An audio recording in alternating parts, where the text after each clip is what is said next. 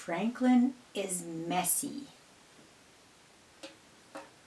Franklin could count forwards and backwards. He could zip zippers and button buttons. He could count by twos and tie his shoes, but Franklin was so messy that he could hardly ever find his things, even special things.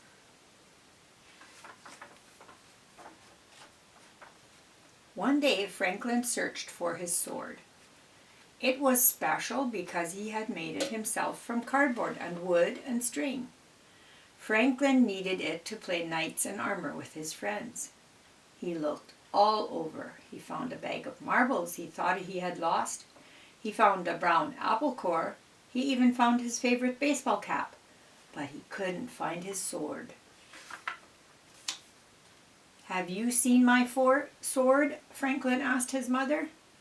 Franklin's mother looked around his room. She shook her head. "All I see is a big mess. Please tidy this room before you go out to play."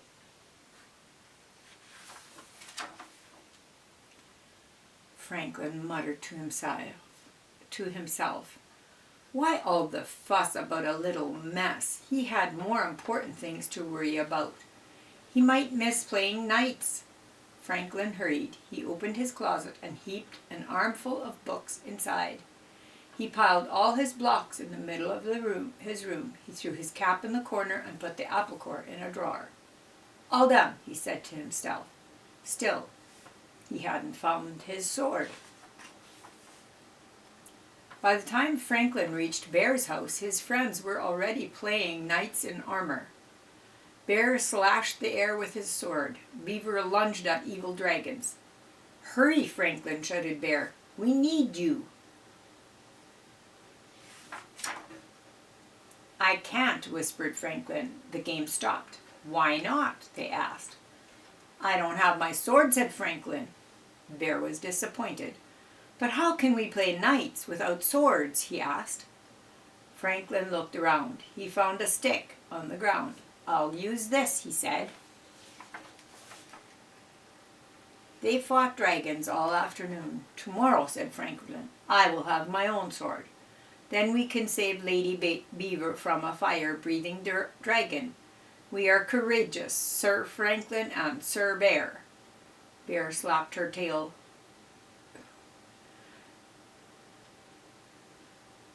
"Then we can save Lady Beaver from a fire-breathing dragon. We are courageous, Sir Franklin and Sir Bear." Beaver slapped her tail down hard. "I don't want to be saved. I want to be a brave knight too." "All right," said Franklin. "You can be Sir Lady Beaver, and together we will save the king." "You'll need your special sword," said Bear. "Of course," said Franklin. When Franklin got home, his father was annoyed.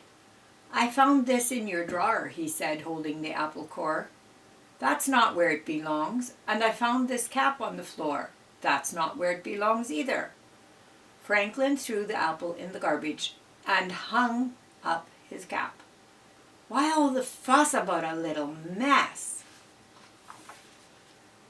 Goose came by looking for a puzzle she had loaned to Franklin.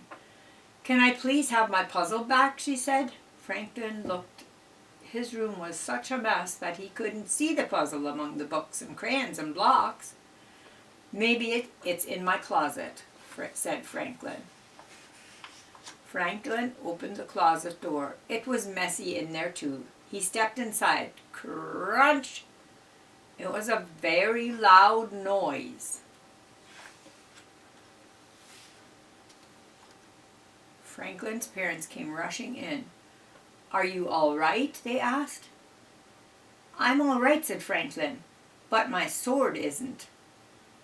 He held up the shattered pieces. "What a mess," Franklin said sadly. "Maybe you need more places to put your things," said Franklin's mother. They found boxes in the basement. They painted them and named them toy box, puzzle box, costume box, block box. They put books on the bookshelf. Then they put a special hook on the back of the door for a new sword.